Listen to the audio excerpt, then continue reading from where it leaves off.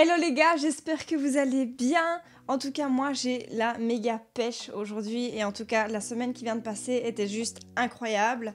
Nous sommes à la semaine 8 avant le concours, le fameux concours, la Heroes Cup, donc à laquelle je participe le 10 octobre. Ici, cet épisode sera consacré entre autres au choix du bikini. Passage très important pour une compétition bikini fitness et décision super importante. Je vous expliquerai pourquoi et comment peut-être choisir en vous aidant aussi sur les catégories de prix pour le bikini. Alors également sur le changement de salle, j'ai changé de salle et je vous expliquerai pourquoi j'ai changé de salle. Je ne fais pas des honneurs à Cornetto Gym, mais j'avais besoin de changer d'air par rapport à ça. Alors il y a aussi la gestion de la fatigue que je vais aborder, le bilan visuel comme d'habitude, ainsi que les entraînements et le changement de la diète. La diète change toutes les semaines, donc on va aborder ça tout de suite. Je vous laisse avec l'introduction maintenant.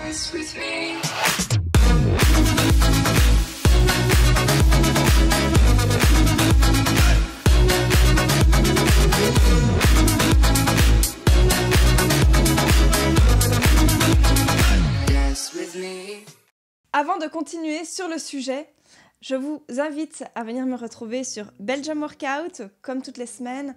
Je suis une semaine en avance sur le compte Instagram, donc n'hésitez pas à venir me rejoindre, à venir partager votre expérience si vous faites aussi partie du monde du fitness, ou même à me partager éventuellement vos conseils ou vos questions auxquelles je pourrais peut-être répondre. Qui sait? Donc ce sera avec grand plaisir et je vous retrouve tout à l'heure. Pour l'instant, on va revenir sur cette première chose qui est le choix du bikini. Cette semaine a commencé fort car lundi, je suis allée voir en Hollande pour le choix de mon bikini. Alors, il faut savoir que pour le bikini, déjà c'est très difficile de se décider via les photos qu'on voit sur internet, sur Instagram ou autres, parce qu'on les voit défiler, ils sont tous super beaux, plus les uns que les autres, mais une fois qu'on les voit sur scène, ça n'a rien à voir, ça change complètement le bikini, parce qu'il y a les spots qui sont dessus, il y a les brillants qui sparkling. Donc voilà, il faut vraiment se rendre sur place et voir aussi par rapport à la couleur de peau. Donc par rapport à ça, je voulais voir avec vous. Pour le choix du bikini, c'est quelque chose pour lequel je ne savais pas, mais on doit pouvoir contraster avec la couleur de sa peau. La couleur de sa peau, la couleur des yeux, la couleur de cheveux aussi. On va partir sur une idée, par exemple, pour un bikini rouge, en se disant une fille blonde, bikini rouge, ça va vraiment bien lui aller. Sincèrement, j'ai essayé. Personnellement, ça ne m'allait pas. Ça ne m'allait pas parce que ça ne contrastait pas suffisamment avec ma personne. J'ai essayé d'autres bikinis, je ne vous dévoilerai pas bien sûr la couleur de mon bikini parce que je veux garder la surprise, mais je peux vous dire que l'échantillon est juste là et que j'en suis très satisfaite. Je me réjouis d'ailleurs. On verra bien ça. Par contre, pouvoir essayer des bikinis, ça fait tellement de bien au moral parce qu'on arrive enfin à voir sa shape sur une autre façon, sous une façon, on va dire, plus professionnelle que juste en sous-vêtements ou juste en vêtements de sport. On est vraiment déjà sur quelque chose où on sait se rendre compte de comment on va à peu près donner sur scène. Bien sûr, ici, vu qu'on est quand même relativement loin par rapport à la compétition, je ne m'attends pas à ce que ce soit optimal. Hein. Ça, c'est sûr et certain. Ne soyez pas, quand vous essayez votre bikini, en train de vous dire de toute façon, j'ai l'air d'un ton dedans parce que je suis pas à la fin de ma sèche. Donc, ne partez pas du tout sur cette idée-là. Trouvez ça comme un boost, justement, pour aller plus loin dans votre sèche et faites étape par étape. C'est vraiment un truc que je pourrais vous donner en conseil. C'est chaque semaine vous mettre un petit truc qui vous motivera et qui vous rapprochera de cette compétition. Que ce soit le choix des chaussures, ensuite une semaine plus tard le bikini, une semaine après vos prises de rendez-vous pour tout ce qui est ongles, tan, vos cheveux, peu importe, mais ce sont toutes des petites choses qui vont vous amener de la motivation pour continuer cette sèche qui va être difficile pour les semaines qui vont venir. Donc un bikini, c'est également un budget.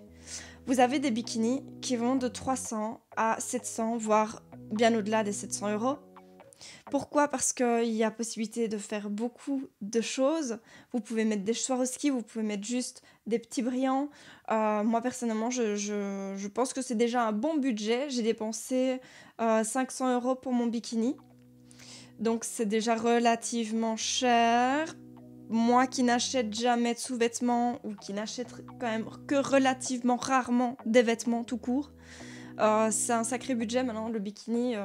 Voilà, ici, je vais déjà faire plusieurs compétitions, donc il sera rentabilisé, je l'espère. Mais il y a toujours possibilité de trouver moins cher. J'ai aussi regardé sur des sites comme Vinted. Voilà, c'est pas de la pub, hein, mais des sites comme Vinted, il y a possibilité de trouver des bikinis en deuxième main qui sont magnifiques, qui doivent être dans les alentours de 250-300 € également. Bien sûr, le seul problème à ces bikinis sont qu'ils ne seront pas forcément adaptés à votre shape de fin. Vous n'avez pas le conseil aussi de professionnels qui sont là pour vous conseiller, qui sont là pour voir vos mensurations, voir quelle coupe faire, parce qu'il faut savoir également qu'en fonction de la fédération que vous choisissez, donc moi je vous l'avais dit, je suis sur IFBB, en fonction de la fédération, il y a des réglementations. Donc je ne vais pas commencer à me casser la tête à vous expliquer les réglementations pour le IFBB ou le NPC. Je vais vous mettre les liens dans la description ou en tout cas vous mettre des photos ici sur les côtés pour que vous puissiez voir la différence. Mais on est beaucoup plus large au niveau du choix en NPC, qu'on est beaucoup plus restrictif en IFBB et ça peut faire que c'est beaucoup plus cher aussi. Vraiment, je vous recommande d'aller voir des professionnels qui sont là et qui font le nécessaire. Nous, on a été jusqu'en Hollande. J'y suis allée avec mes 2 acolytes, ma maman et ma meilleure amie, pour avoir leur avis. Le rendez-vous s'est fait en anglais, bien sûr, mais on est très très bien conseillés. Elles sont là pour regarder toutes vos mensurations et c'est vraiment l'idéal parce que sinon, on est vite perdu. Ils sont tous tellement beaux qu'on a envie de tous les acheter, mais non. Juste, non, on ne fait pas ça. Vous pouvez retrouver l'Instagram de la personne qui va faire mon bikini juste ici également. Il n'y a pas que le bikini. Il faut savoir qu'une compétition de fitness, catégorie bikini, ça demande beaucoup de choses. On va passer sur les détails, hein, les ongles, les cheveux, le tan. Le tan, c'est pas très compliqué. Nous, on va carrément acheter la machine avec mon coach pour pouvoir faire du tan plusieurs fois et au moins on aura plus facile que de payer à chaque fois 50 € à la compétition pour se faire tanner et peut-être avoir un tan qui ne correspond pas à notre couleur. Vous pouvez voir que le budget, on a le bikini, on a le tan, on a les ongles, la coiffure, le maquillage bien sûr, le maquillage c'est quand même relativement important pour une femme et en plus de ça vous avez les accessoires, tout ce qui est bijoux.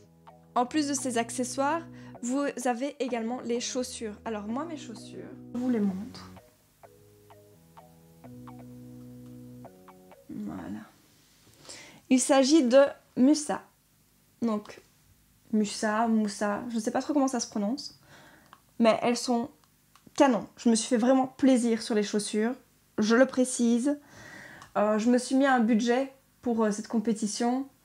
Et je me suis dit, je vais me faire plaisir sur les chaussures et sur le bikini, tant pis quoi. Au final, it's my life, it's my money, guy, ok? So, I do what I want with it. Un vrai casse-tête pour savoir la pointure exacte, sachant que je vais perdre du poids. Donc, ils expliquent super bien sur le site. Les chaussures ici m'ont coûté 195 €. C'est quand même assez cher aussi.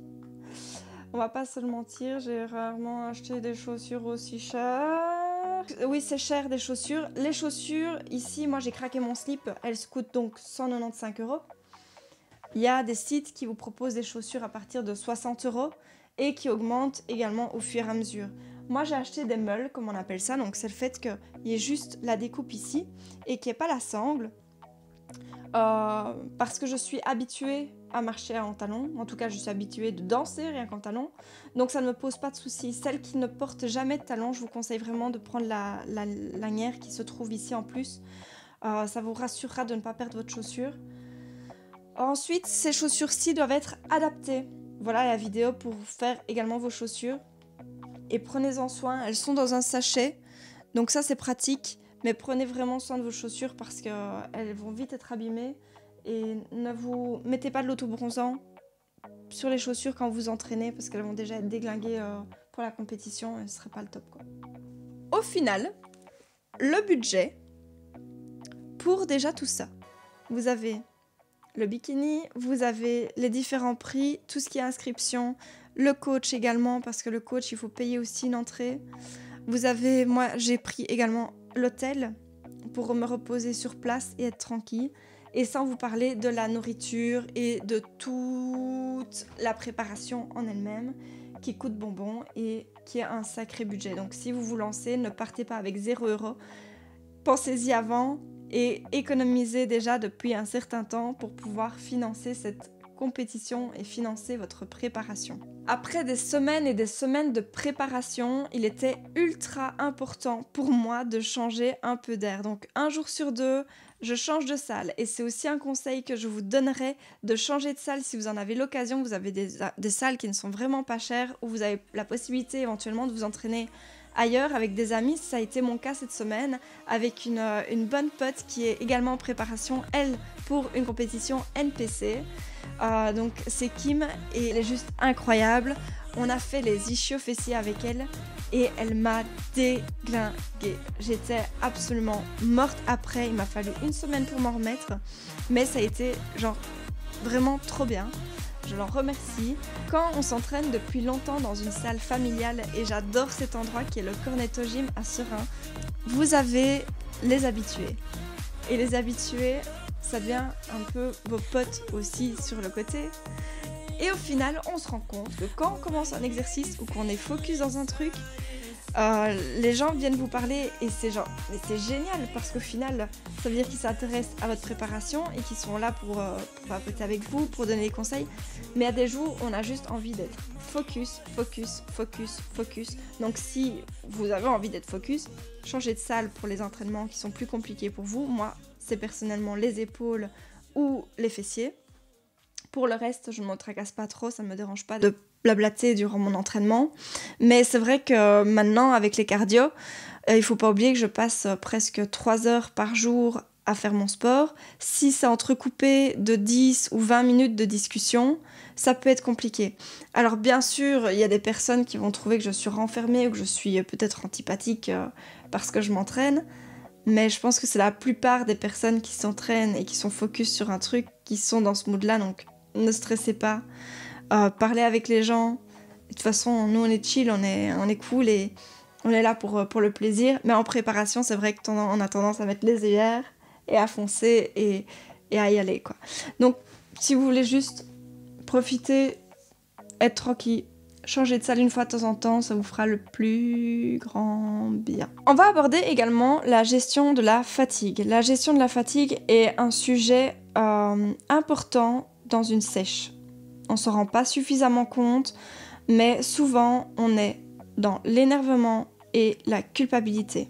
Ces deux sentiments qui reviennent généralement au niveau de la sèche, entre autres par la diminution des lipides et la diminution des glucides qui sont relativement drastiques. En plus de ça, il faut savoir que comme les hormones sexuelles et les hormones tout court sont entre autres transportés par vos lipides, les lipides que vous ingérez, comme ils sont réduits, il y a quand même plus de difficultés à transporter ces fameuses hormones. Donc chez la femme, ça va inhiber la libido, ça il faut le savoir, et ça va rendre aussi très nerveuse. Moi je sens que depuis que j'ai commencé cette sèche, je suis de plus en plus du tac au tac. J'ai envie que les choses bougent, je suis là, hop, je suis pressée, il faut faire ça, oh nanana.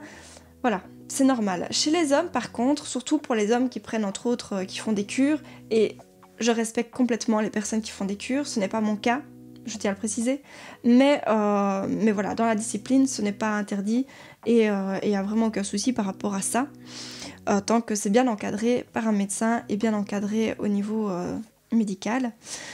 Pour les hommes qui font des cures, justement, eux, la testostérone sera exacerbée. Et tout ce qui est biologie, transport des nutriments, transport des hormones, tout ça est complètement déréglé. Donc, vraiment, faites attention à ça. Je vous en ai déjà parlé dans l'autre vidéo. Donc, faites un bilan sanguin. Ça pourrait vraiment être très intéressant pour suivre, justement, ce taux d'hormones qui peut être déréglé. Le bilan visuel de la semaine et les mensurations, alors je suis ultra satisfaite, je pensais pas en arriver là et je vous mets les vidéos tout de suite ainsi que les photos, je suis à 13% de masse grasse. Je ne m'y attendais pas. Mais je suis super satisfaite. Je vous laisse tout de suite avec ce bilan visuel et les mensurations de cette semaine.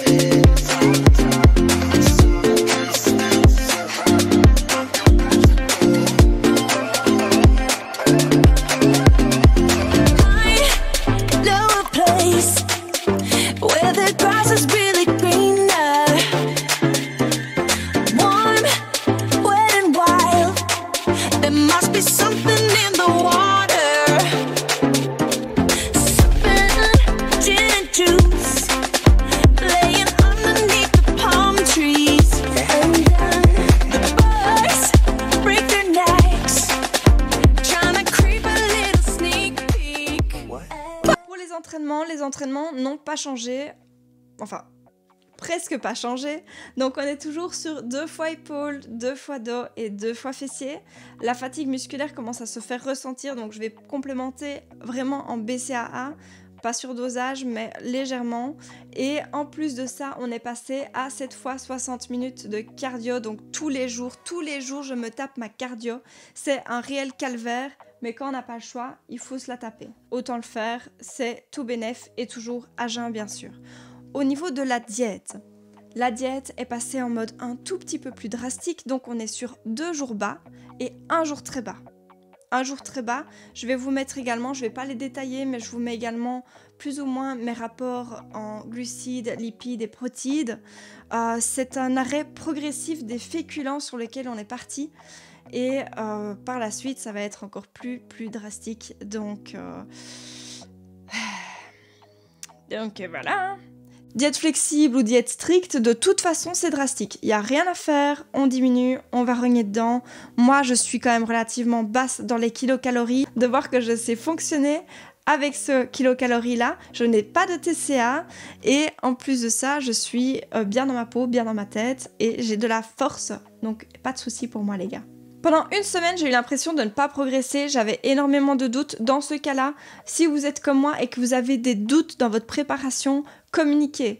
Parlez avec d'autres personnes qui sont dans le domaine, parlez avec votre coach, bien sûr, il est là pour ça, il est là pour vous rassurer, mais parlez également avec d'autres compétiteurs qui ont peut-être plus d'expérience que vous, pour vous rassurer, pour vous aider, pour vous dire c'est des phases normales.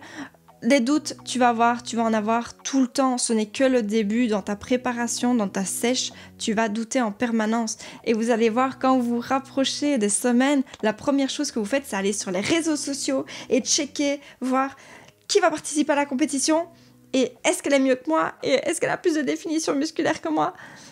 Voilà. Mais d'abord, c'est un combat avec vous-même. C'est une préparation que vous faites pour vous. Et c'est vraiment ce qu'il faut se dire et se rappeler. C'est comme ça qu'on est bien dans sa tête et qu'on est fier. Moi, quand je vais regarder plus tard ma vidéo et que je vais être là en train de me dire « Marie, comment t'as pu te mettre des doutes alors que rien que par toi-même, t'as réussi à le faire ?» Pensez à ça également pour vous. C'est super important et ça fera toute la différence au niveau de votre mindset. Je vous laisse du coup cette semaine avec ce contenu et je vous retrouverai la semaine prochaine. N'oubliez pas de vous abonner, ça me ferait vraiment plaisir, ça me soutiendrait. Et de toute façon, encore merci de me suivre sur Instagram. Si vous voulez, on en discute là-bas, je suis tout à fait ouverte à la discussion et j'adore les échanges. Donc la semaine prochaine, je vous retrouverai entre autres pour parler du corset, des bas de contention ainsi que des compléments alimentaires que je prends. Sur ce, je vous souhaite une bonne semaine et j'espère que tout va bien aller pour vous. Salut! Ah oui, j'oubliais, il y aura aussi du posing. Donc la semaine prochaine, il y aura aussi du posing. Allez, cette fois-ci c'est la bonne. Salut!